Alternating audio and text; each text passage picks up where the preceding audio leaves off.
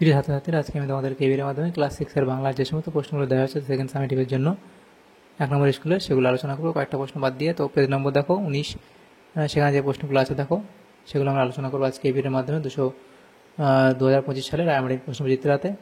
তো একের দাগে যে 1 নম্বর যে স্কুল, সেখানে বলা হয়েছে দেখো 12টা এমসিকিউ টাইপ প্রশ্ন দেওয়া হয়েছে। সেখানে একের দাগে বলা হয়েছে সঠিক উত্তরটি নির্বাচন করে লেখো। একের দাগের একের প্রশ্ন, সামনেই চায়ের দোকানের বেঞ্চির উপরে বসে চা খায়, তাহলে সেটা হবে কি অপশান ক অর্থাৎ ড্রাইভার।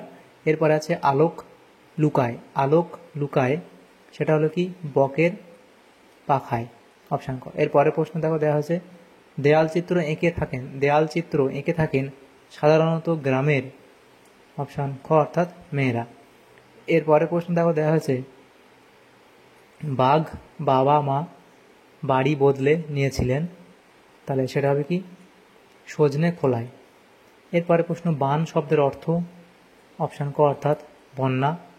জল ব্যতীত মাছের জীবন অসম্ভব, তো সেটা কি হবে অপশান খ অর্থাৎ অনুসর্গ। এরপরে আছে অবেলা শব্দের উপসর্গ, সেটা হচ্ছে অপশান ক অর্থাৎ অ। এরপরে 1.8 আছে কি দ্বার ও দ্বার শব্দের অর্থ পার্থক্য হলো, সেটা হলো দ্বার অর্থাৎ স্ত্রী আর দ্বার হচ্ছে দরজা। এবং পরে প্রশ্ন আমি প্লাস রা শব্দরূপে হবে, সেটা হচ্ছে কি আমরা, অপশান ক। এরপরে আছে অংশকে পদান্তরিত করলে হয়, অপশান খ অর্থাৎ আংশিক। এরপরে প্রশ্ন খোশ উপসর্গ দিয়ে গঠিত একটি শব্দ, সেটা হচ্ছে খোশ মেজাজ। এরপরে প্রশ্ন উপসর্গ ব্যবহৃত হয় শব্দের আগে, অপশান ক। তাহলে এখানে এমসিকিউ টাইপ প্রশ্ন ছিল 12টা, সেটা হলো। এরপরের যে প্রশ্নগুলো আছে দেখো 2 এর দাগের প্রশ্ন, 2 একটি বাক্যে নিচের প্রশ্নগুলির উত্তর দাও। প্রথম প্রশ্ন বৃষ্টির সময় গাছের পাতা কাঁপছিল কেন, বৃষ্টির সময় গাছের পাতা কাঁপছিল কেন, তো সেটা দেখো কি আছে উত্তর। তাহলে এইটা লিখবে বৃষ্টির সময় গাছের অর্থাৎ ঘাসের পাতা পাতলা ও দুর্বল বলে বৃষ্টির ফোঁটার আঘাতে কাঁপছিল। তারপর কড়ি কি, কড়ি লিখবে মৃত ক্ষুদ্রাকৃতির সামুদ্রিক শামুক খোল, এখানে পয়সা টাকা। আম গাছকে কেন ঠেকো দিতে হয়েছিল, এটা অবধি লিখবে। এরপরে প্রশ্ন কাদের অঙ্কিত দেয়াল চিত্রে সাধারণত লক্ষণ পদ্ম, সাঁওতাল কুর্মী ভূমিজ ও অন্যান্য বেশ কিছু গোষ্ঠীর মানুষদের দেয়াল চিত্রের একটা সাধারণ লক্ষণ হলো পদ্ম। ঘাটে সন্ধ্যা প্রদীপ জ্বলে না কেন, সেটা অবধি লিখবে। এরপরে আছে ছোট বাঘ তার খিদে মেটানোর জন্য প্রথমে কি ধরতে গিয়েছিল, ছোট বাঘ তার খিদে মেটানোর জন্য প্রথমে নদীর পাড়ে কাঁকড়া ধরতে গিয়েছিল। সেই অতলে ডাকুক, কে কাকে এই ডাক দেয়, সেটা লিখবে। এরপরে প্রশ্ন হিসাব নাহি রে, কেন হিসাব নেই, এটা লিখবে। এরপরে প্রশ্ন আচ্ছা তৈরাশি তো দিতে বলো, কে বলেছিল। এরপরে প্রশ্ন দেখো দেওয়া আছে একটা কথাও বিশ্বাস করি না, বক্তা কার কথা বিশ্বাস করে না, এই অবধি লিখবে। ফের টাক বলছিস, দাঁড়া, কে বলেছিল, এই অবধি লিখবে। এরপরে প্রশ্ন তুমি এমন সাংঘাতিক রকম হাসছো কেন, কে সাংঘাতিক রকম হাসছিল, সেটাই অবধি লিখবে। এরপরে প্রশ্ন কি আছে দেখো, পরে প্রশ্ন 3 দাগের যে প্রশ্নগুলো বলা হয়েছে সংক্ষিপ্ত উত্তর দাও, এগুলো 4 দাগের প্রশ্ন, সেগুলো আমরা আলোচনা করব। 3 দাগের একের প্রশ্ন বাস ডিপোয় অপেক্ষামান যাত্রীদের ছবি কিভাবে পাঠ্যাংশে ধরা পড়েছিল, এই অবধি লিখবে। মাটির দেয়াল চিত্রগুলি সাধারণত কোন উৎসবে আঁকা হয়, সেটাই অবধি লিখবে। এবং দুধে মাটির ওপর কীভাবে চিত্রণ করা হয়, সেটাই অবধি লিখবে, এই অবধি। এরপরে তুই করবি বাগান করার প্রস্তাব কার ছিল, এই অবধি লিখবে। এবং বাবা কেন এমন মন্তব্য করেছিল, সেটা এখান থেকে এই অবধি লিখবে।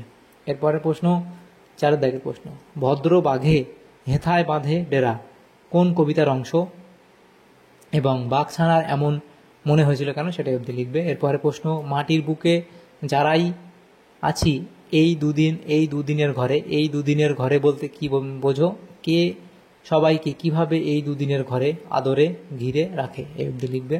4 দাগের 3 প্রশ্ন উদার আকাশে মুক্ত বাতাসে চিরকাল একই খেলা কোন প্রসঙ্গে কবি আলোচ্য পঙ্ক্তিটি লিখেছেন, তিনি এখানে কোন খেলার কথা বলেছেন, তাহলে এখান থেকে শুরু করবে, এই অবধি তোমরা লিখবে।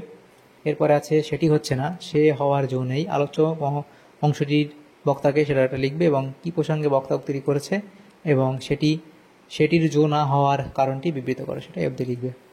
এরপরে 5 দাগের প্রশ্ন 6 দাগ 7 দাগের 8 দাগের এই প্রশ্নগুলো আছে দেখো। তো এখানে দেখো 5 দাগের যে প্রশ্ন আছে সেটা তোমাদের কি বলা হয়েছে। 5 দাগের প্রথম প্রশ্ন এই প্রশ্নগুলো তোমরা বই থেকে করে নিও। 5 দাগের প্রশ্ন। 6 দাগের প্রশ্ন দেখো কী বলা হয়েছে। 6 দাগের প্রশ্নতে বলা হয়েছে প্রদত্ত পদগুলির মধ্যে এটা হবে কোনটি বিশেষ্য ও কোনটি বিশেষণ চিহ্নিত করো। তাহলে দেখো এখানে তোমাদের হচ্ছে বিশেষ্য, এটা হলো কি, এটা হলো বিশেষ্য, এটা হলো তোমাদের অন্তর, এটা হচ্ছে বিশেষ্য, আর ঐশ্বরিক সেটা হলো বিশেষণ। বিশেষণ এটা হলো। এরপরে প্রশ্ন প্রদত্ত শব্দ যুগলের অর্থ লেখো। মতি আর ময়কা তয়স্বী মতি এবং আরেকটা ময়কা তয়স্বী মতি।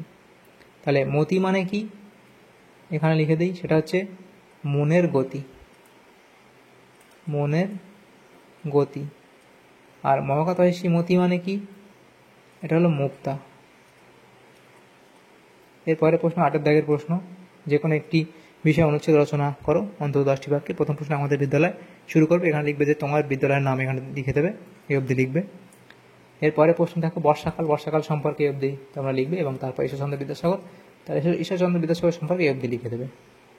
তাহলে তোমাদের এই প্রশ্নের উত্তরগুলো হয়ে যাবে। তাহলে দেখো আমাদের এখানে কয়েকটা প্রশ্ন বাদ দিয়ে আমরা 1 নম্বর স্কুলে যে প্রশ্নগুলো ছিল বাংলার ক্লাস 6-এর সেকেন্ড সামেটিভের জন্য আমরা আলোচনা করলাম আজকে এই ভিডিওর মাধ্যমে। তোমাদের যদি সামান্য উপকার এসে থাকে ভিডিওটা অবশ্যই লাইক করবে আর বেশি বেশি করে বন্ধুদের সাথে শেয়ার করবে এবং পরবর্তী যে স্কুলগুলো আছে সেগুলো প্রশ্ন উত্তর পাওয়ার জন্য অবশ্যই তোমরা আমাদের চ্যানেলটাকে সাবস্ক্রাইব করে রাখবে।